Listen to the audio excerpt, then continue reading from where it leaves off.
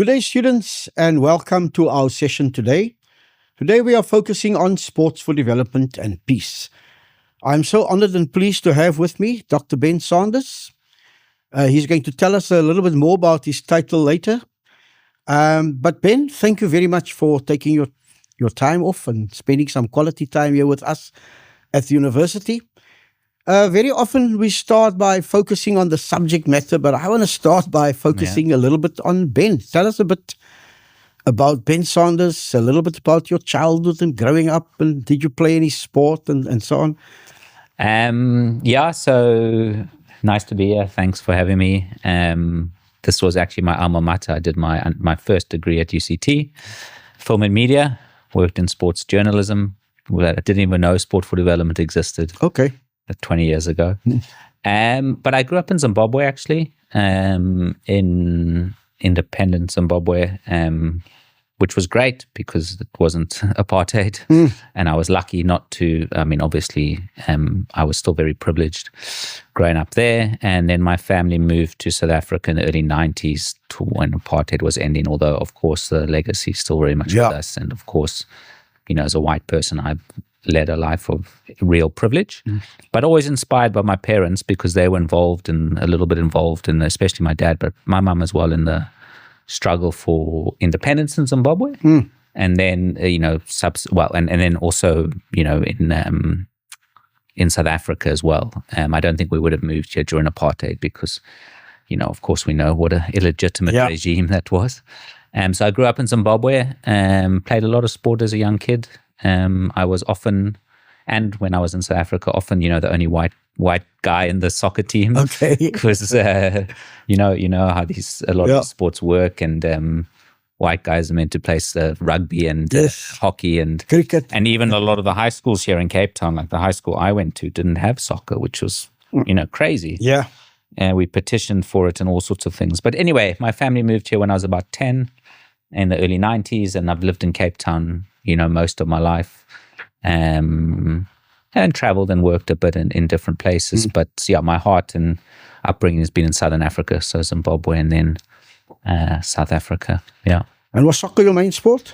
Soccer was my main sport. I played all sports, cricket and others, but soccer was probably the one that I was most serious about. Okay. Yeah. And now let's start talking about your journey into this fascinating world of sports for development and peace. How did that come about? Yeah, it's a good question, and I get a lot of people nowadays asking me how did this start, because it's not such an easy journey, I think, and it's not like sports management, like this overall faculty or degree program has been around for a while. Sports science has been around for a while. Sport for development is not new, but it was never really established as an academic program in a major way until more recently, with a lot of focus being on the scientific side of sport, the elite sport, or the management side, like we just spoke about.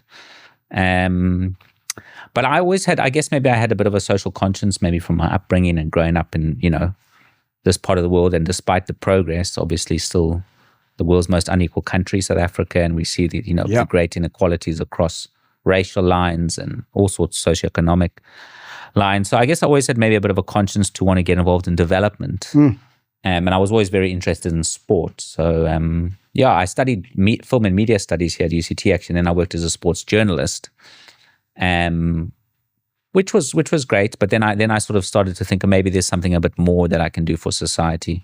And then, I didn't actually know that there was a, sport for development field, or that it was emerging. Yeah. Until, I was sort of into my mid-20s. And then it was hard to actually break into that field, because what I found was there were not a lot of paid roles. So people were very willing to accept volunteers, which if you're 18, 19, and as we spoke, you have to have a certain level of privilege to volunteer. Yes. But if you're 25, 30 and you want to make a career, it was quite hard to break in. Maybe now it's a bit easier because it's a bit more widespread. The path's a bit more laid. It's been embraced by the UN and governments and stuff. But I still think it's not the most straightforward career to break into. So I struggled a bit. I ended up working for the government, as you know, at the Western Cape government, provincial government. And then I worked for Grassroots Soccer. It's quite a big NGO using soccer for... Yeah, they're still around. They're still around, exactly, yeah. For public health, really. And then I worked as a consultant for quite a few years doing more international work and until I ended up where I am. But it's a good question because I think it's not like going and studying a BCom, you know. It's quite a niche field. Yeah. I want to touch on that later again, but I know you studied at UWC and you did your PhD there, is that correct? Correct, yeah. And was that in some form of sports for development? Tell us about your thesis and what are some of the key things? And we'd like the students to actually go and read that thesis. Well, you might want to. You might want to read small parts of it. So, I did my undergraduate here and I did all my postgrad at UWC. Some of it was in partnership with some sort of international exchanges and funds, but I did my honors there in social development, and then I did my master's in sport for development and the PhD in sport for development. The master's was actually on the challenges facing sport in schools. Okay. Which actually was surprisingly well received. I mean, I definitely wasn't an accomplished researcher then, but the findings were used by the ministry at that time to, this challenge of how do we deliver sport and PE in schools. As you know, it's sort of died and stagnated. And then my PhD was, I guess, more looking at the structure and governance of the sector. So it was looking at sport for development, using South Africa as a case study, but looking at what are the optimal roles for the government. So, where's government's best strengths and what should it do? What's the sort of optimal role for civil society, NGOs and others, private sector? And then what's the optimal role for universities and the academic sector? And how should they kind of relate, So, for example, government does have this unique ability to scale programs. Yes. But we know, and you probably know from your time at government, they're not they can't be that flexible and responsive like an NGO can on the ground. So in a way, often it makes more sense for NGOs to be there embedded in the communities, maybe delivering on the front lines, and government to sort of regulate policy and provide support to those organizations. And then, universities can bring in the academic side and, how should they work together? So they cooperate, but they don't duplicate or sort of compete. So that was what the PhD was on. I think for the students, what might be most useful is there is the full thesis and you can get that, but I did it by publication. Okay. So, which, you publish academic articles as part of your PhD. Actually much harder, much more work, which I didn't know, but but the academic publications are the ones maybe that people will want to read, because they're condensed and So I'm of the view, and I may be wrong, and I'd like your opinion on this, that I don't think government and the formal sports sector has fully embraced sports for development in South Africa. Yeah. And if you think back to your thesis and some of the recommendations, what do you think can be done about this challenge? Do you agree with me, firstly? I do agree with you, and I don't think it's just a South Africa problem. I mean, I think it's worldwide. I mean, while sport for development has grown, definitely from where it was at the start of the 2000s to where it is now, and it's been, recognized in the 2030 agenda. It's been recognized as a means of achieving these SDGs. Yes. It's even been adopted into policies and stuff like the AU Agenda 2063. So that's great, but there's been a lot of high-level commitments and not enough action, like compared to what you said. And I think still this tension that does exist, and we should acknowledge it, between elite sport and sport for development, that of course they can feed into each other. Yeah. But elite sport and sport for development are quite different. And a lot of government and society's focus and resources tend to get invested in elite sport. Yeah. As you were saying with the city, for example. Actually, the main benefits for society to SDG 3, good health and well-being, or education or gender equity, don't come from elite sport, because it serves this tiny fraction of the population. Absolutely. So I think there is a real case to be made that in a time of constrained resources, if a government only has X amount of money, what is the most responsible thing to do? Precisely. And I think that if you really believe in using sport to contribute to the SDGs, the most responsible thing to do is to invest more in grassroots sport and Yeah. sport for development, which is underfunded, Yeah. and to invest less in elite sport. This doesn't mean business and others can't come into elite Yes, sport. and precisely. invest. But when we talk about public finances, Yeah. I think this is a real challenge. And I could go on about this for a long time, but it's funny that sport has escaped the critical attention here. You know, it's like if you had a health system and you said, we're going to invest most of our money in the most healthy people, you know, Yep. that's crazy, right? You wouldn't do that. You have a public health system that ideally works for everybody. Precisely. But in sport, somehow we're okay with the fact that we invest large amounts of money into this very small, Yes. you know, elite group of athletes. And so I think that does need to change. And, you know, I've changed my views on this. I used to want to play elite sport, but I think when you look at it and you look at the picture in a country like this, millions of boys and girls don't have the opportunity to play sport. So should we be building stadiums or investing in elite sport at such disproportionate levels if girls in the Eastern Cape or in the townships in Cape Town don't have access to sport?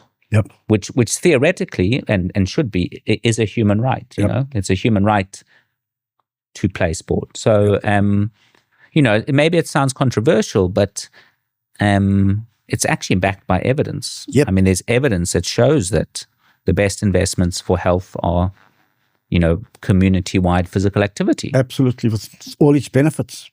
Absolutely. Yeah.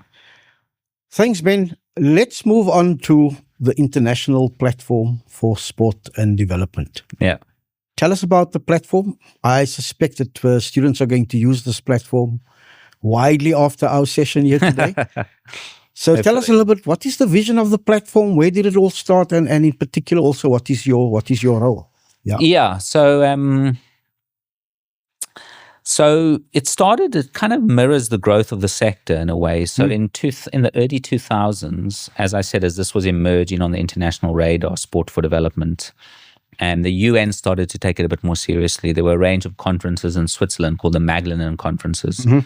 2003, then the UN appointed a special advisor on sport for development. Yes, Dr. Lemke. Yes, and the guy before him, Adolf Ogi, who was actually from Switzerland. So at that time, at these conferences, people said there's some good work happening. There's some good, you know, practices, but no one's who knows what's going on? Yeah. There's no central repository. There's no database. There's no coordination.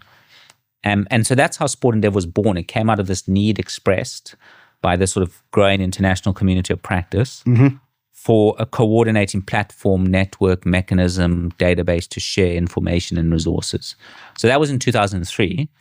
And so it's been around since then, alongside 22 years? Yeah. Wow. Yeah, exactly. So alongside the growth of the sector, and obviously it's grown and changed and pivoted in ways as well, from being quite simple in the beginning, just to sort of sharing information, to now I would say being, you know, quite a big network and platform, and with a real focus not just on sharing information, but building capacity, addressing issues of equity, access, and inclusion, like we spoke about, advocating for sport for development. So, you know, Sport and Dev, for example, played a bit of a role in the IDSDP formation, the Day of Sport for Development and Peace, or in putting this on the UN radar and being involved in some of these discussions. And you know, I joined Sport and Dev about 7 or 8 years ago. So, you know, even before I did, I used to use the platform to find news, information, jobs, tools, resources when I was studying or getting involved. It's all free. It's all open access, which is sort of our values and why we believe it's important.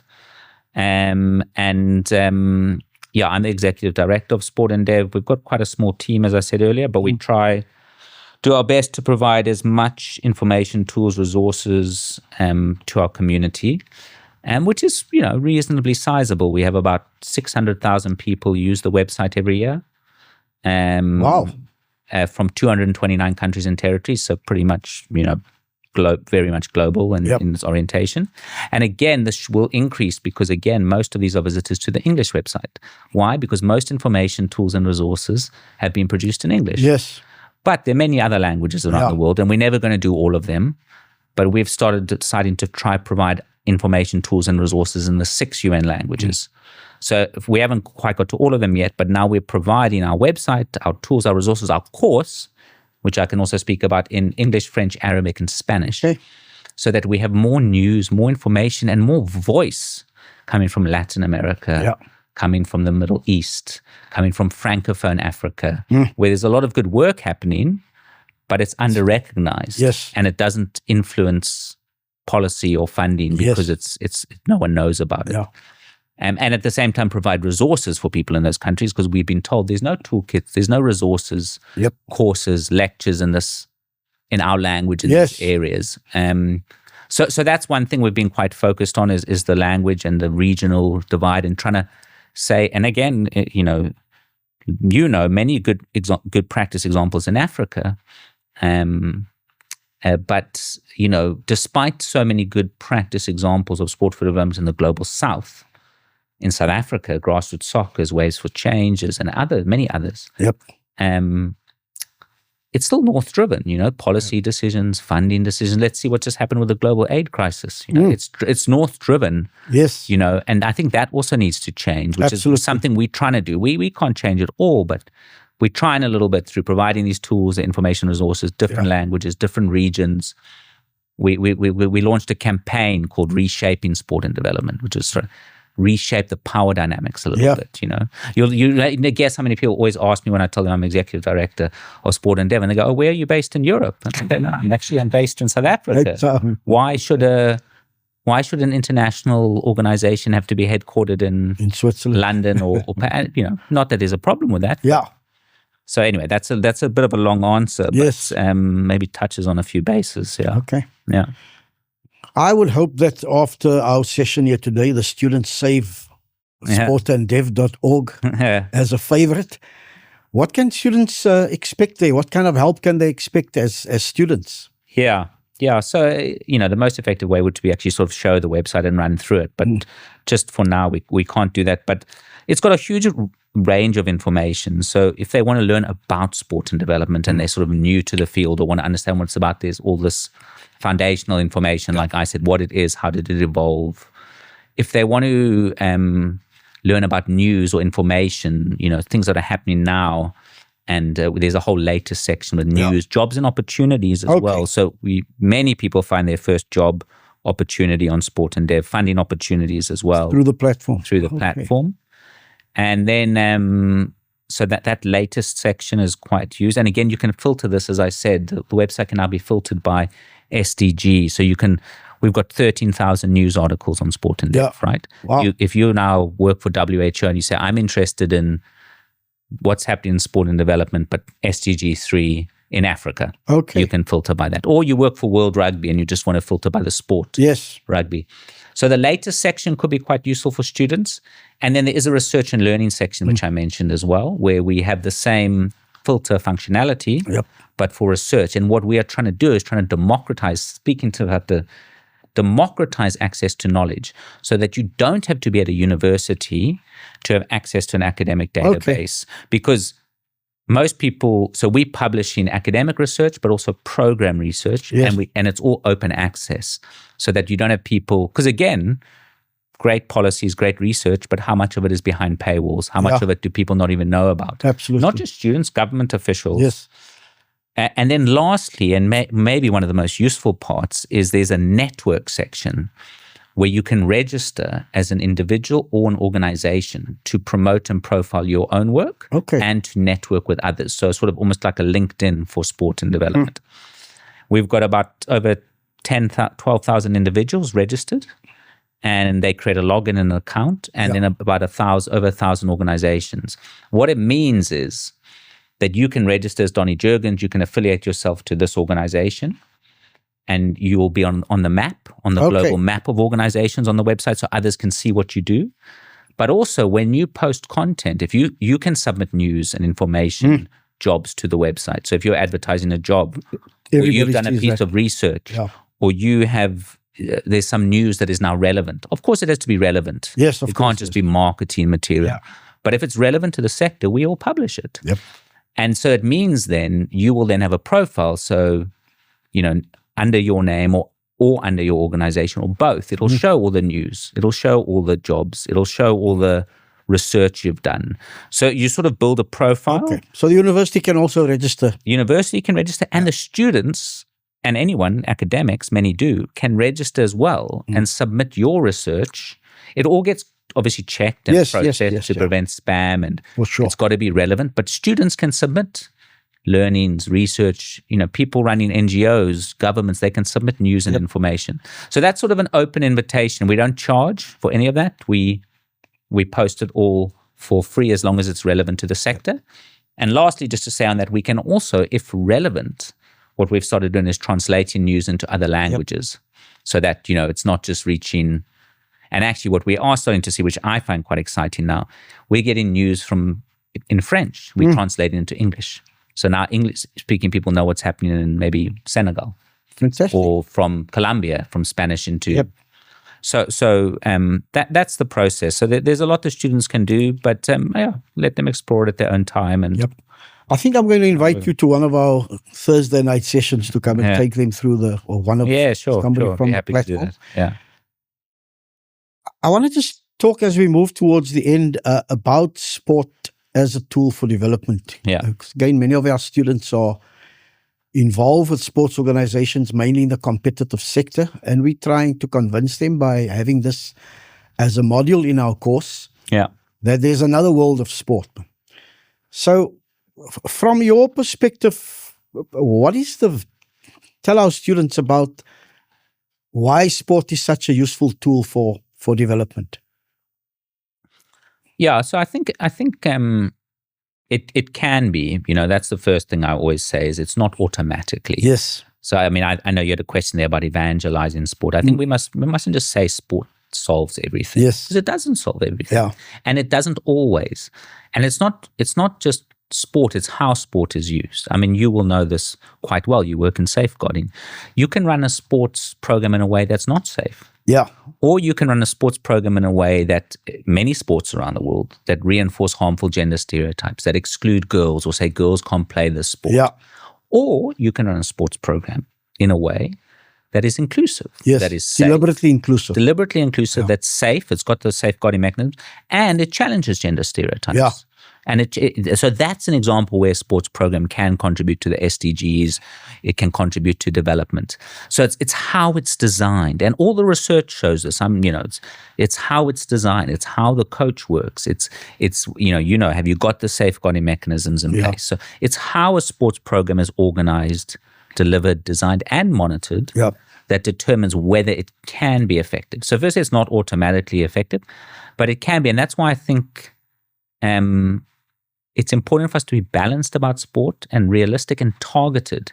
So not just say sport will solve everything, but go, okay, no, in this instance, sport can contribute to challenging gender stereotypes in this community, or it can contribute to improved health because we're increasing physical activity levels to the WHO levels, for example. Yeah. Or in this instance, this sports program is playing a role in the education system, with real actual data, measurement. Yes. To show that evidence. This isn't just because I think we should take it all more seriously. People see sport and they go, sport, it's play. It's not serious, Just people running around with balls. And just to come back to what I said earlier, what do they take seriously? Elite sport. But actually, if we really care, if we really, really care about development and peace and all these goals and changing inequalities, we should be more serious, much more serious about sport, grassroots sport for development. Yes. Measure it, invest in it, work out when it works, when it doesn't, how it works, how it doesn't. Be less serious about elite sport. Let elite sport happen. It's fine. Let it happen. But be serious about sport and sport for development. It's not just play. And play is important too, but it's not just play. It can be greater than just play or fun. And I often say that club sport is obviously a key component of grassroots sport, and through clubs you're developing so much more because it takes administrators, leaders, people with communication skills, financial skills, a whole range of skills just to run a club. And the base unit of the international organization starts with a club. So I totally agree with you. Much more investment because you're not only investing on sport, but everything else that goes with it. Yeah, exactly. Yeah. We're moving towards the end, and I want to ask you, what are some of the successes, both on the platform and in sports for development, and then obviously what I don't want to put the students off, but what are some of the key challenges in the sector? So I think the sector has, it has done quite well, as I said, to gain, I think, quite a lot of legitimacy over the last 20 years. I mean, one academic said in 2003 that research into sport for development would be tantamount to academic suicide. Now we're sitting here at a university having a discussion about it. There's programs on it. There's degrees on it. There's, the big sporting federations, IOC have got behind it. FIFA, despite all their challenges, are starting to embrace sport for development. It's recognized in SDGs, AU Agenda 2063. It's playing a greater role. So the sector's done well to do that, to gain legitimacy, to gain prominence. There have been some really good programs and projects that have happened, often by civil society, but not only, some by government, as you know, that have worked really well, that have made a difference, that have, improved health, that improved education outcomes, and have made a real difference. I think the challenge with it is that we've seen a lot of very successful programs or projects, like grassroots soccer that I used to work with, or this program. But can it be scaled, or is it happening beyond the project or the organization? So sometimes what people have said is, some projects work for some people sometimes. And what we need is we need just more scalable programs and more scalable research and data. So the research has come a long way, and now we do have research showing there is impact from sport for development, but we don't have enough research at scale. It's again often quite specific to so, and again, this is changing, it's evolving, but one of the challenges for the sector has been some of the evangelism about sport has actually, I think, undermined the sector, because people outside of sport, remember, we all love sport, but people outside of sport go, well, you talk about sport being so great, but look at all these human rights abuses. Look at all these. Look at what's happening with different sporting federations or whatever. So if we want people outside of sport to take sport more seriously, which they are starting to do, we need to really show proper evidence. Why is sport a more cost-effective investment than something else? And that's how governments and others have to look at it. So I think that's one of the challenges and it's an opportunity to strengthen the research base with real robust evidence. Another challenge, and it's always a challenge, is resources. I mean, the global aid crisis has knocked so many people, for a six. I mean, organizations are closing. Lost funding. We lost funding. There's so many knock-on effects that I think people really don't quite grasp the full magnitude of. I mean, even compared to COVID, where we at least bounced back in a way, this is going to take much longer, if even, it can be resolved. So the resources really is a problem, and the lack of resources going to organizations on the ground, the ones doing the actual work. And there is also a risk at this time, when resources are so constrained, and the political environments around the world, that sport for development, some of the gains we've made are reversed. That people start to say, well, actually, now we really have to look at every dime and dollar. Well, maybe we won't invest in a sport for development program. And of course, we need to make sure that, people are getting food and people are getting basics, first up.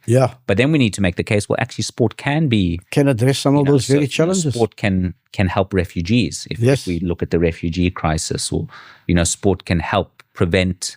It can actually save costs in the health system because you're not treating disease. So it's those type of arguments I think we need to make, especially in this challenging environment. And it is a challenging environment. I don't want to sugarcoat it. I mean, and I think that we have to be very clever and coordinated around how we do. So at Sport and Dev, we're trying to, I guess, support small organizations, civil society organizations with information, tools, resources, opportunities.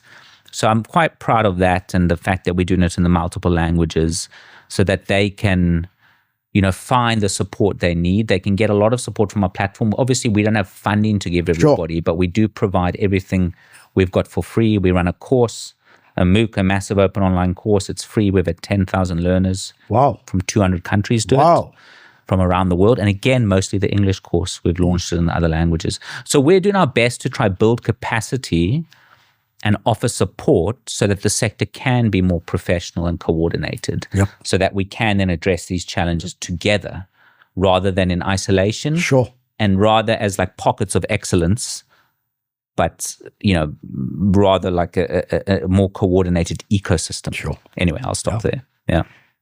Ben, this is something I am personally passionate about, and we could speak about this for hours, and I'm sure we're going to approach you again in the future to continue this conversation, because we also deal with other issues which you haven't touched on, sport and human rights, and sport and the Sustainable Development Goals, and although you touched on it during our discussion.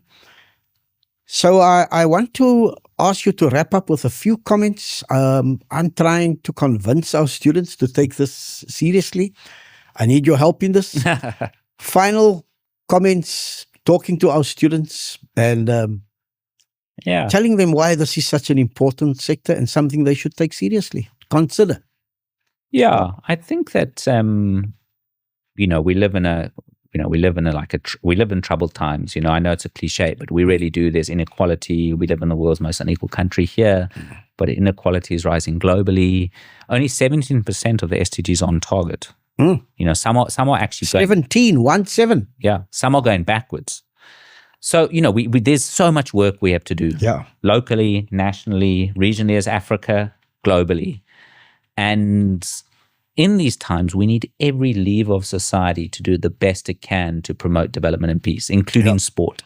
So I think sport can do a lot more and should do a lot better.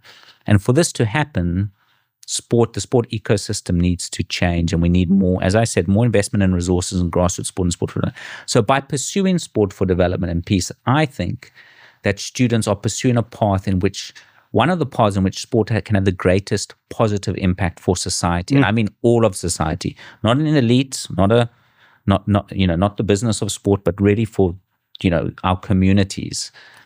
So that's why I pursued sport for development. That's why I remain passionate about it, and I think that it is a way that you can use sport and the passion for sport and the magic that sport can have.